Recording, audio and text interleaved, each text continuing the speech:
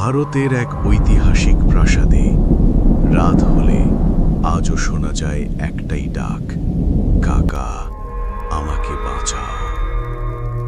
পুনে, শনিবার ওয়াদা। মারাঠা সাম্রাজ্যের গর্ব। দিনে ইতিহাস আর রাতে অদ্ভুত নীরবতা।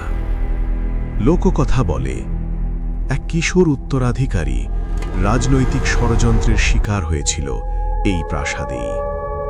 তার শেষ আর্তনাদ দেয়ালের ভেতর আটকে গিয়েছে, আর অন্ধকার নামলেই সেই কান্না নাকি আবার ফিরে আসে। নাইট গার্ডরা বলে হঠাৎ হঠাৎ দরজা খুলে যায়, হাঁটার শব্দ শোনা যায়, কিন্তু কাউকে দেখা যায় না। এটা কি শুধু গল্প, নাকি ইতিহাস নিজেই কথা বলতে চায়? শনিবার ওয়াদা, যেখানে রাত কখনো